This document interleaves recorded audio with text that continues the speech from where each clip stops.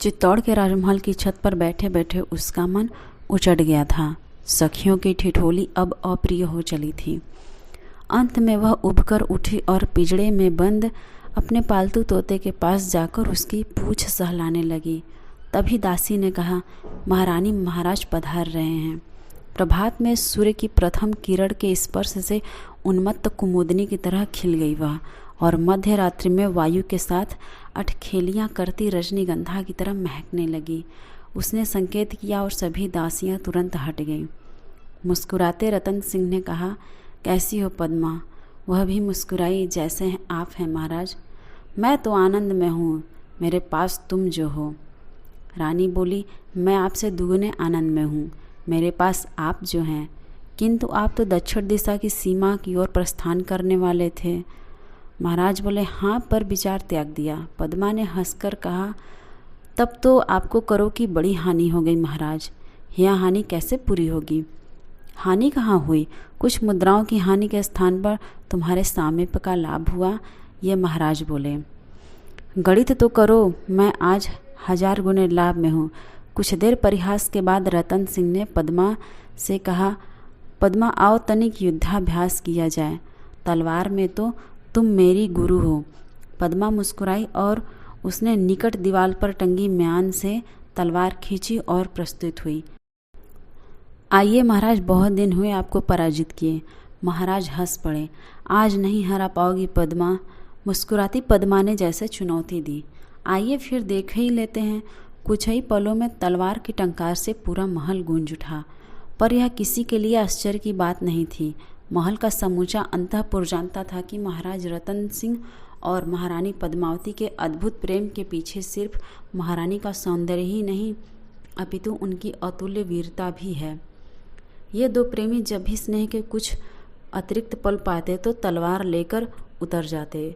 सो तलवारों की टंकार सुनकर अंतःपुर की सभी दासियों के चेहरे पर मुस्कान आ गई थी।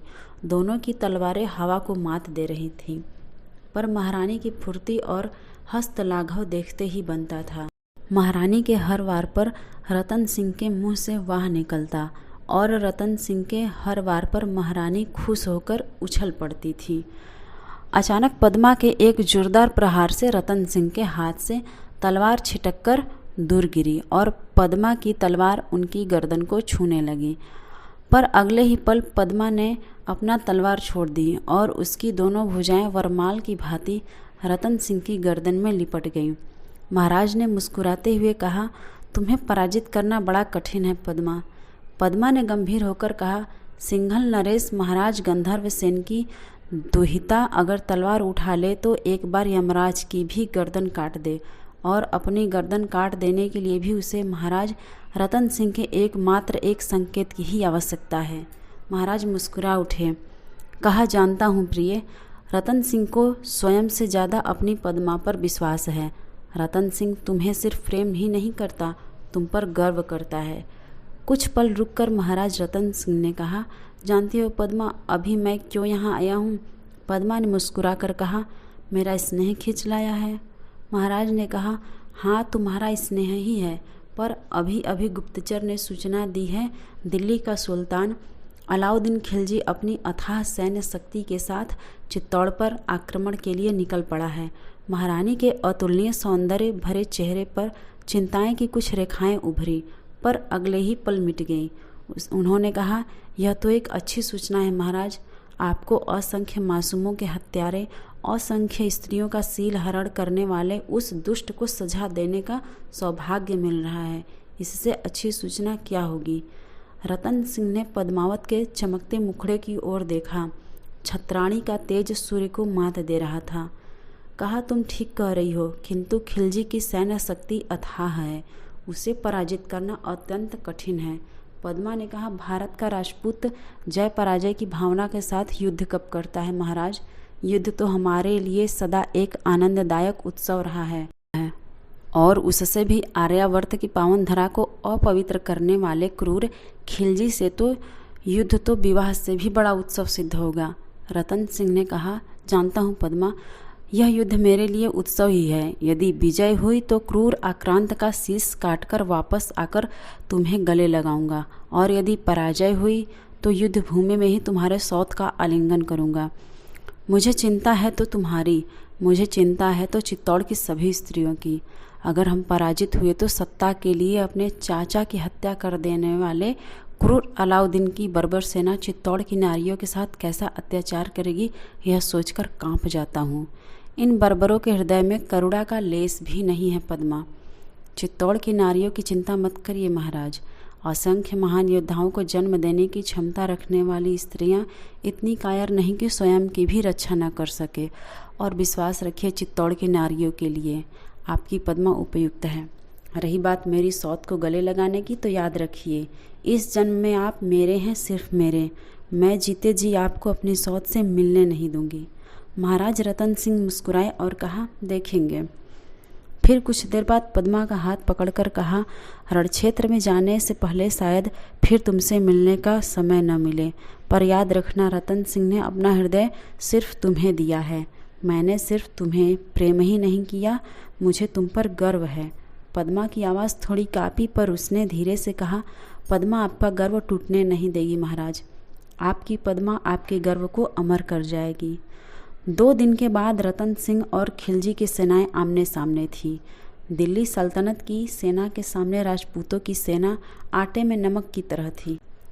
पर वीर राजपूतों ने अपने शौर्य से खिलजी को नाको चने चबवा दिया था। पर कब तक? दोपहर होते होते राजपूत कमज़ोर होने लगे। खिलजी की बर्बर सेना भारी पड़ने लगी। दूतों के माध्यम से पल पल की खबर लेती पद्मा को जब कमज़ोर होती राजपूती सेना की खबर मिली, तो जैसे उसने अपना लक्ष्य तय कर लिया। यह आत्मोत्सर्ग की बेला थी। यह मातृभूमि की सील की रक्षा के लिए बलिदान देने का समय था। पद्मा ने सेवकों को आदेश दिया और आधे प्रहर में विशाल चिता तैयार हो गई। पद्मा ने दूत को बुलाया और कहा, युद्ध भूमि जाओ, महाराज से कहना कि उनकी रानी ने अपना प्रण निभा दिया। अब आप उनकी सौत का आलिंगन कर सकते हैं। और यह भी कहना कि पद्मा ने हर जन्म में सिर्फ आपको प्रेम किया है। चिता में अग्नि पड़ी और पद्मा के साथ सैकड़ों नारियों ने उस अग्नि में प्रवेश किया। उस दिन स्वयं अग्नि धन्य हो गई। उस दिन आकाश ने भारत की महान स्त्रियों का शौर्य देखा। उस दिन धरती चीख कर बोली, भारत मेरे माथे का सिंदूर है और इसे यह गौरव इसकी बेटियों ने दिलाया है। दूत आधे घंटे में युद्ध भूमि पहुंचा और महाराज रतन सिंह ने सुना पद्मा ने जौहर कर दिया। उनकी आंखों से 2 बूंद आंसू गिरे और उनकी छाती में समा गए। राजपूतों ने हर हर महादेव का उद्घोष किया और उनकी तलवारों का वेग 4 गुना हो गया। खिलजी की सेना गाजर मूली की तरह कट रही थी। राजपूतों की संख्या भी लगातार घट रही थी। अचानक एक जहर बुझा तीर आकर रतन सिंह के हृदय को छेद कर गया। रतन सिंह ने चिल्लाकर कहा, पद्मा तुम मेरा गर्व थी और भूमि पर गिर पड़े। पद्मावती ने रतन सिंह के गर्व को अमर कर दिया था। यह एक छत्राणी का प्रेम था, यह भारत का प्रेम था। आज की कहानी आपको कैसी लगी कमेंट करके ज़रूर बताइएगा। और अगर चैनल पर नए हैं तो चैनल को सब्सक्राइब ज़रूर कीजिएगा।